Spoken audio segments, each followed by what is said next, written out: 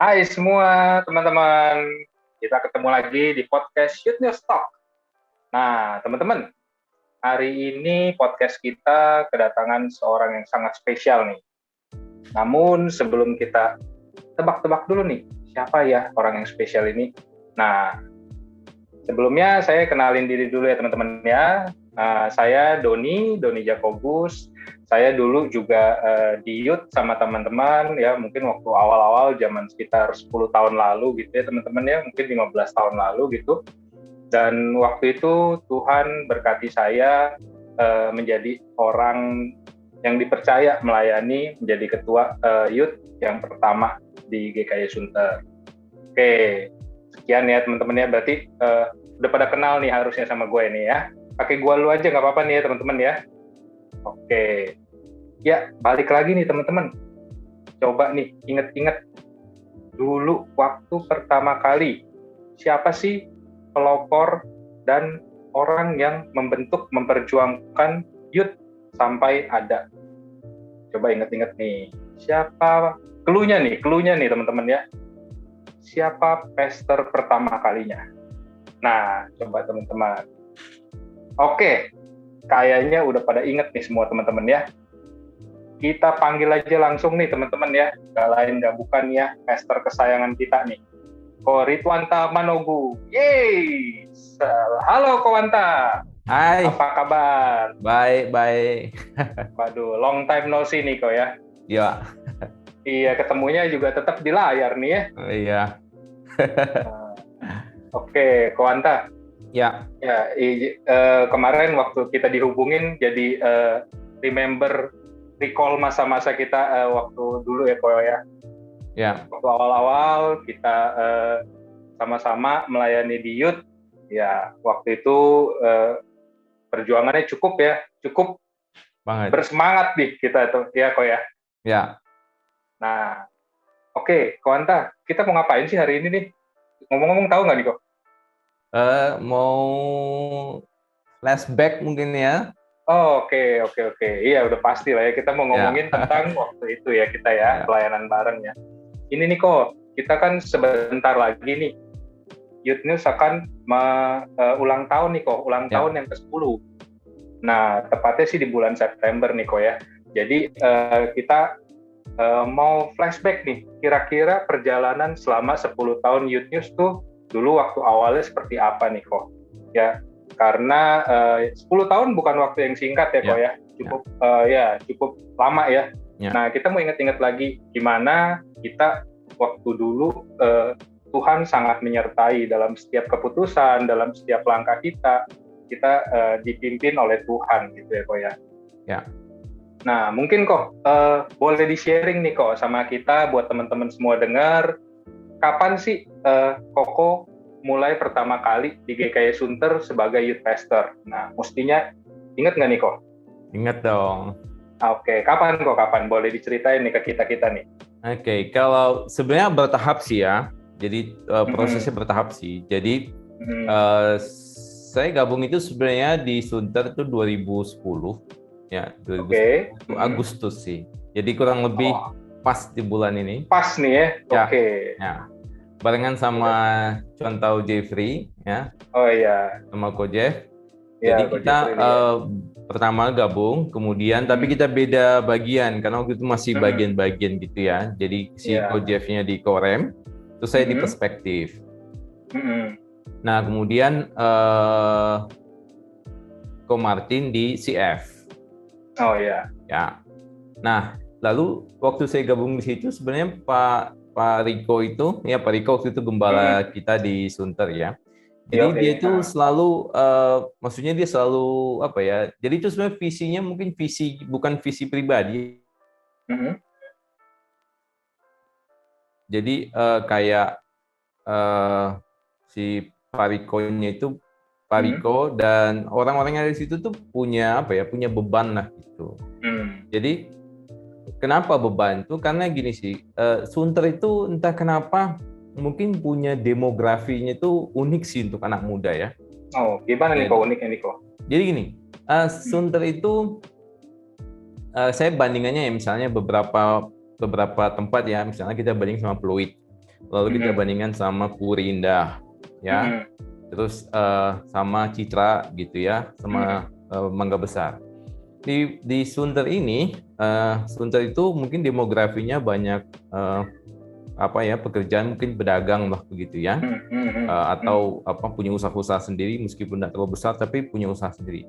Jadi anak-anaknya itu sebenarnya relatif kreatif sih gitu. Jadi anak-anak muda di Sunter ini mungkin kalau saya banding-bandingkan ya paling kreatif lah siapa yang anak Sunter coba teriak ya siapa gitu. Jadi itu yang membuat mungkin ya orang-orang atau hamba Tuhan di situ tuh bisa nyatu aja gitu visinya bahwa Sunter ini anak muda itu perlu dikelola dengan baik gitu. Nah, sharing-sharing lah misalnya Pak Riko, Pak Rian dan sebagainya yang mereka dulu gitu. Nah, akhirnya muncullah visi youth ministry ini gitu. Nah, lalu pada Januari 2011 itulah mulai saya rintis. Jadi akhirnya semua diserahkan ke saya supaya jadi satu pastor, jadi korem, CF, perspektif gitu. Nah, tapi ini masih pisah gitu. Nah, mulai dari situlah masalahnya itu nggak semua orang punya beban ini gitu.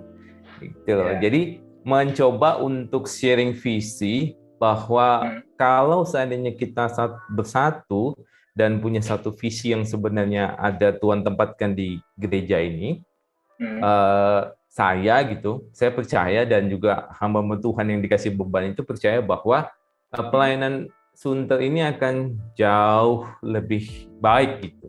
Iya. Bisa dampaknya lebih besar gitu ya kok ya. Ya. Contoh misalnya simpelnya aja ya. Waktu belum zamannya Instagram, belum zamannya multimedia ya. Kita tuh kebaktian itu udah pakai countdown, ngerti nggak? Iya. Ya. Kita tuh udah kebaktian itu udah banget. Orang belum main Twitter, Instagram, YouTube, kita udah punya loh semuanya. Waktu belum terlalu tren itu kita udah punya semua gitu. Iya, udah cukup canggih lah kok ya anak-anak Sunter nih ya. Iya. The best lah. Asik. Nah, ini mungkin buat teman-teman yang belum tahu nih ya. Dulu itu memang benar yang kata Kowanta bilang nih. Dulu itu kita nggak blend in satu youth, teman-teman. Dulu namanya sebelum youth itu ada macam-macam tuh. Ada tunas, ada remaja, ada perspektif, ada CF ya, college fellowship gitu teman-teman. Nah, zamannya Kowanta kita blend in jadi satu, namanya youth ministry kok ya waktu itu ya. Nah, kayak gitu. Nah, kok waktu ketika di blend in nih, kan kita udah mulai pelayanin nih kok ya. Nah, kira-kira nih, ini coba recall yang lama nih kok. Kira-kira anak youth yang paling diingat waktu itu siapa ya kok ya? Yang paling diingat? Kalau anak youth yang paling diingat? Secara personal nih, yang paling diingat. Doni. Selain gua lah kok.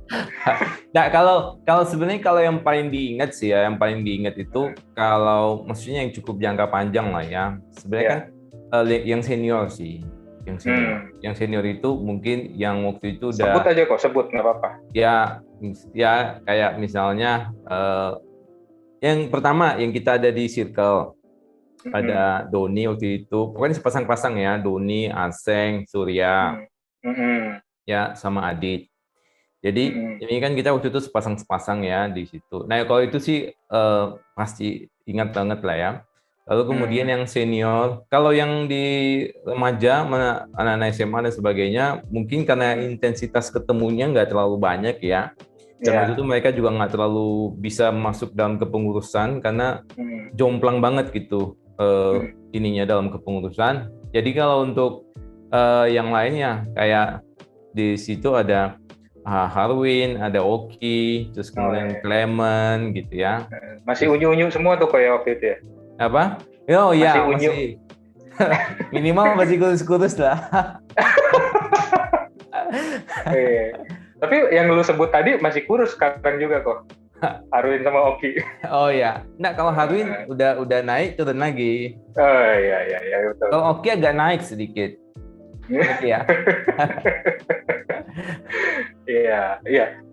Nggak apa-apa kok. Memang ya teman-teman ya, ya pada waktu itu memang wajar banget ya kita lebih intens ketemu karena KTB bareng, ya pelayanan bareng. Jadi memang yang ngebelnya itu ya orang yang kita dekat waktu itu ya. Kita ini juga remaja loh pada zaman itu, gitu ya, gitu teman-teman. Jadi nggak apa-apa kok. Anak remaja yang paling inget kita bersyukur banget, gitu ya. Nah terus kok, nih. Kalau misalnya nih kok, ini mestinya sih harusnya lebih inget nih, anak youth yang paling usil kok waktu itu. Coba. Ya, kalau usil gimana ya? Usil sih rata-rata baik-baik aja sih ya. Mungkin kalau usil itu anak Sunter baik-baik nih kok. Iya baik-baik sih, baik-baik. Kalau usil ya dalam versi saya itu mungkin kayak kalau usil mungkin nggak usil banget lah, tapi mungkin suka ngelucu yang apa-apa gitu ya, kayak DJ, Jojon. DJ itu adiknya Doni. Oke, Derry sama Erik ya, Erik yang belum tahu Jojon ya. Oh iya. Iya, memang itu dua kompak ya kok ya. Iya. Nah, terus kita nih mau recall lagi nih kok, waktu dulu pelayanan kita nih. Kira-kira waktu event apa ya paling berasanya kok ini kok susah banget ya kerjasama nih ya? Ada nggak kok yang event-event pelayanan kita yang dulu gitu? Kalau kerjasama sih sebenarnya nggak terlalu sih ya, nggak terlalu masalah sih ya kerjasama.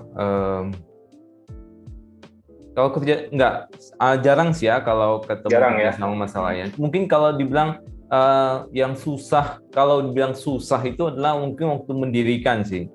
Oke.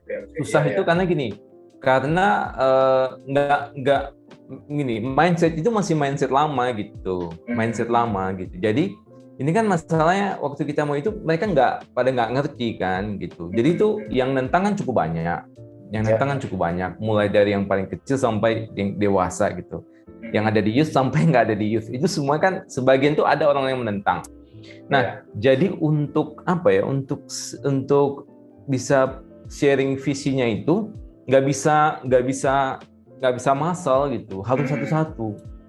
Jadi saya harus ketemu sama misalnya Korem ketuanya, terus kemudian kan mereka punya orang-orang kunci di situ. Kasih pengertian, nggak nangkep, kasih pengertian, nggak nangkep. Nah itu sih yang susahnya sih awalnya.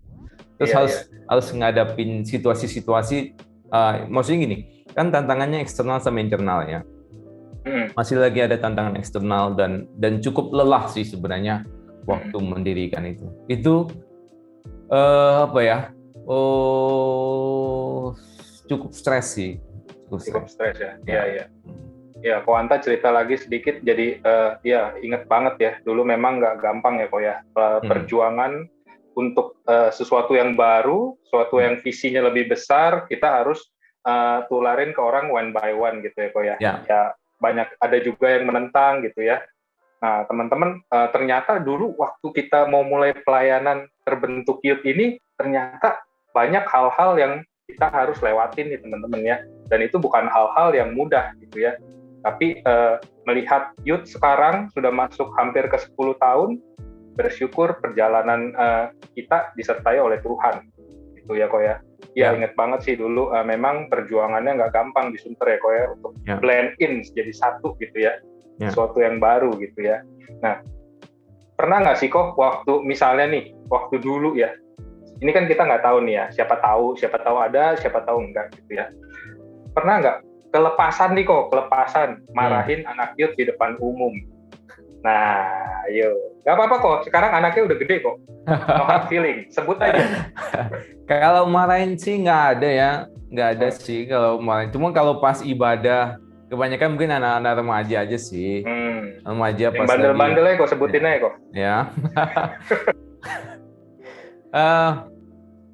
Yang bandel-bandel. Banyak sih memang. Anak remaja memang waktu itu lumayan bandel sih. Maksudnya bandelnya dalam pengertian gini. Karena gini, misalnya ya, kan anak remaja suka ribut ya waktu ibadah. waktu pujian kayak mau renungan kayak mau khotbah kayak apa, tetap mereka suka ribut, suka ngobrol. Nah, mereka suka ngobrol itu karena duduk sebelah sama teman-temannya kan. Iya, betul. Terus ngobrol-ngobrol kan. Ya. Nah, kalau saya prinsip saya gini, saya nggak suka mereka dipisahin, tempat duduknya dipisahin gitu. Kenapa? Karena alasan mereka ke gereja itu salah satunya ketemu teman. Betul. Gitu. Jadi saya nggak setuju kalau mereka duduknya yang kamu pindah sana gitu. Saya nggak setuju pendekatan itu. Nah, jadi mereka kan harus gimana tuh kok? Nah, kalau menurut saya adalah kita butuh orang yang lebih dewasa yang duduk dekat mereka.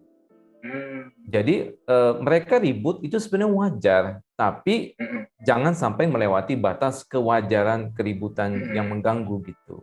Nah, jadi misalnya mereka tetap bisa menangkap poin, terus mereka misalnya waktu ngobrol itu mereka ngobrolin apa yang disampaikan. Kok gitu ya ngomongnya, atau misalnya lucu yang menurut mereka tidak apa-apa, tapi menurut saya itu dalam kewajaran. Nah, jadi kalau mereka dengan teman-temannya, mereka akan cenderung sebenarnya ini sih ngobrol. Tapi buat saya it's okay. Tapi harus ada orang yang mendampingi dekat-dekatnya gitu. Nah, itu makanya saya bilang kita membutuhkan banyak orang di remaja untuk ada di situ gitu. Makanya kita butuh tim banyak untuk menolong mereka.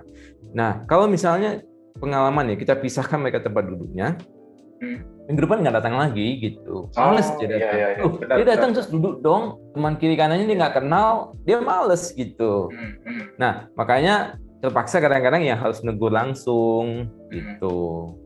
Oh iya, ingat-ingat banget tuh kok ya zaman dulu ya ada yang pembimbing ya namanya. Iya, betul, pembimbing. Either duduk di ujung atau berdiri di samping gitu ya. Gitu. Senyum-senyum aja nih kok waktu itu ya. Nah buat teman-teman Yud, nah berarti kalau ada nih koko-koko atau cici-cici yang mendadak ada di samping, nah itu berarti artinya kita terlalu berisik, boleh dipelanin sedikit nih ya, nanti pas kebaktian gitu. Ya. Oke, nah kok inget banget nih dulu waktu visi awal nih, Koko untuk inget banget yang namanya hedonism, Christian hedonism. Ya. Nah, boleh diceritain lagi nggak sih kok ke kita-kita nih untuk visi awal dulu nih? Nah, misalnya gini ya, kenapa Christian hedonism misalnya gitu ya? Jadi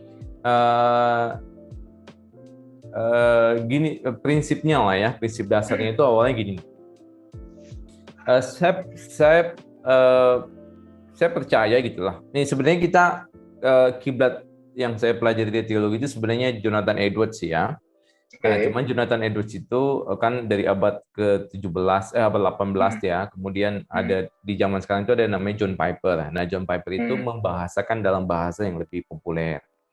Nah, secara prinsip konsep itu sebenarnya menjelaskan bahwa poin pertama itu adalah gini.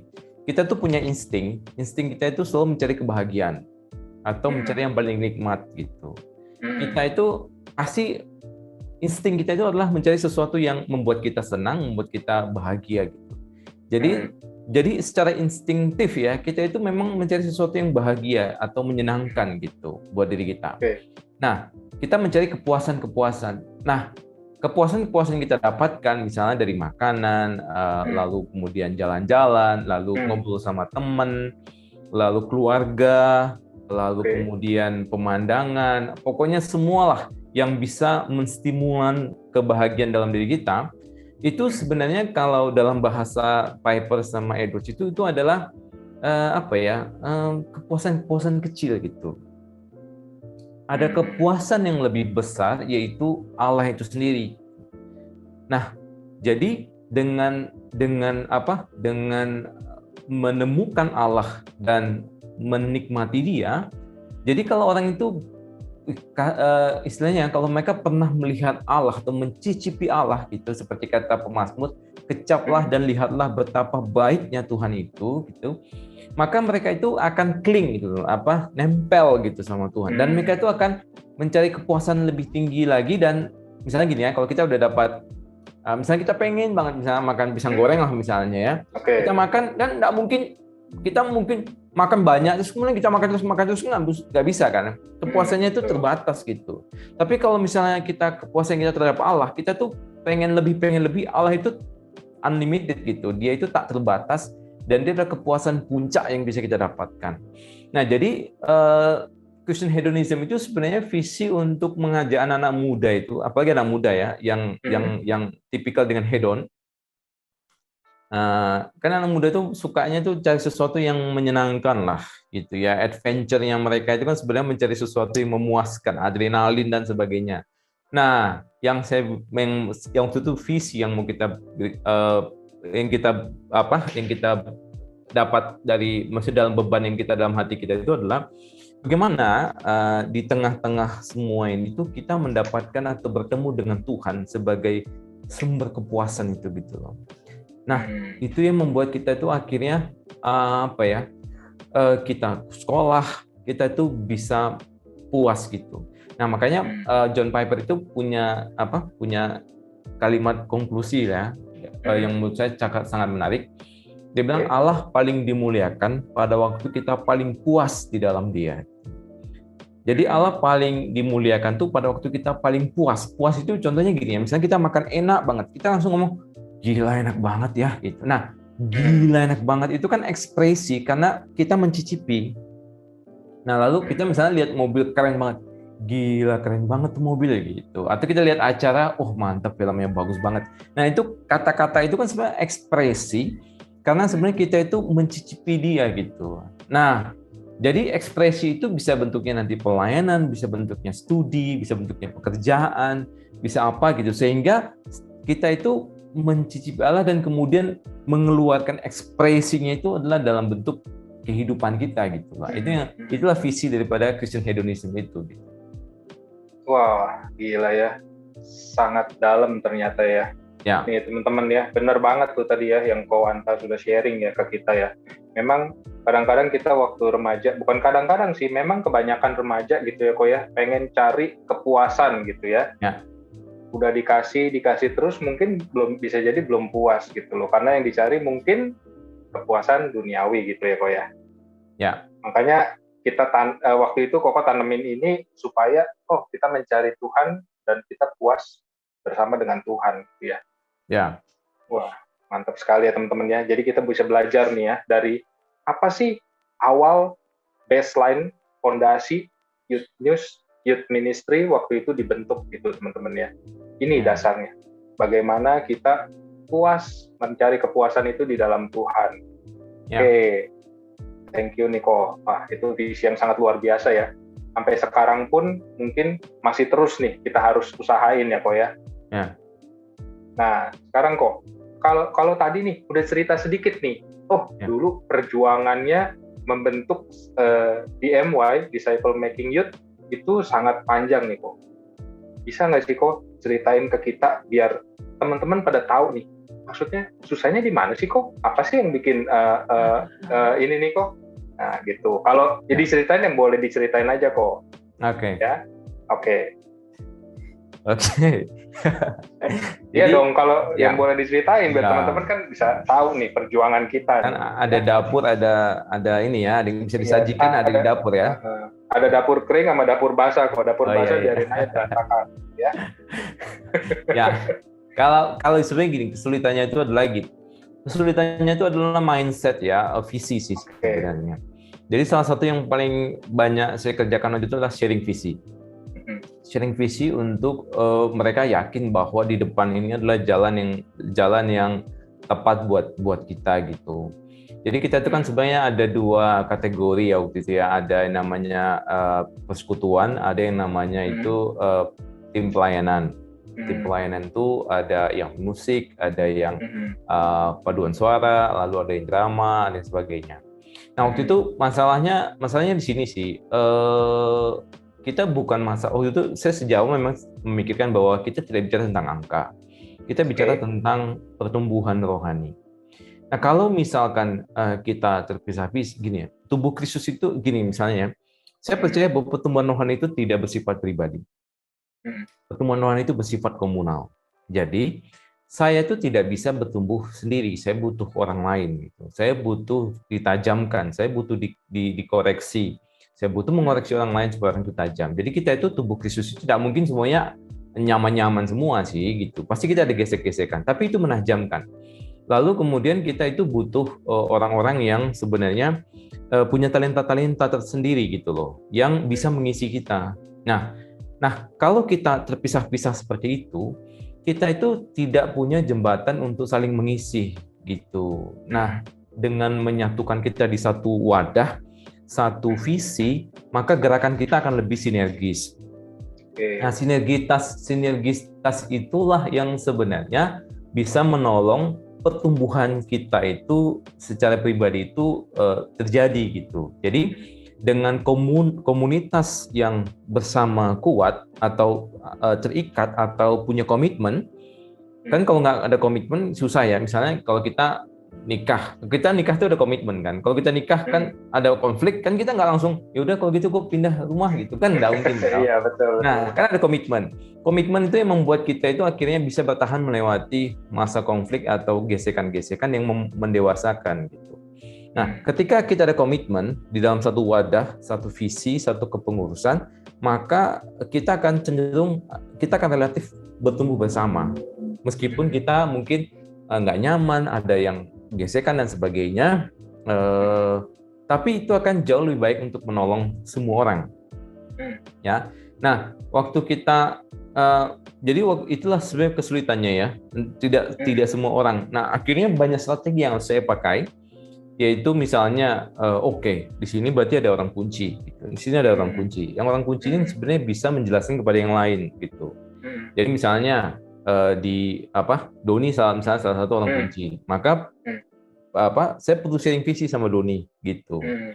Nah misalnya di remaja misalnya gitu ada Felix ya, Felix, kemudian ada Helsa, ada Valen gitu.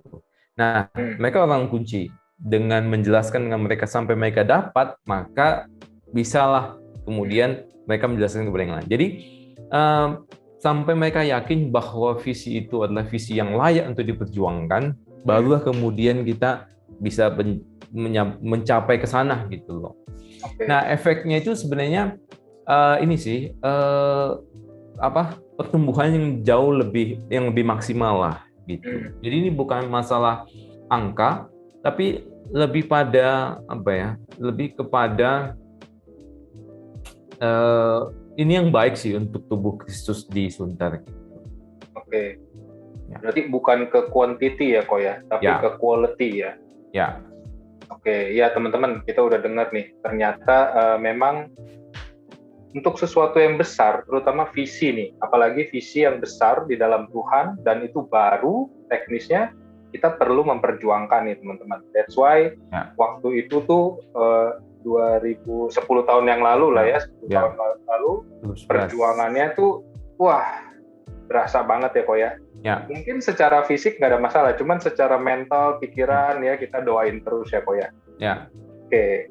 Nah, kok di balik itu nih kok, pernah nggak sih ada kejadian-kejadian yang menyedihkan gitu selama menjadi youth pastor nih?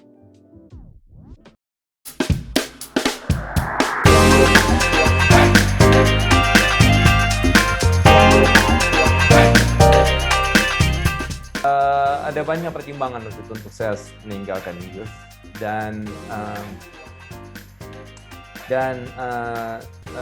salah satu yang saya paling sedih itu adalah karena saya detach gini, yaitu salah satunya dengan cara tidak terlalu attach sama sama jemaat yang ada di situ.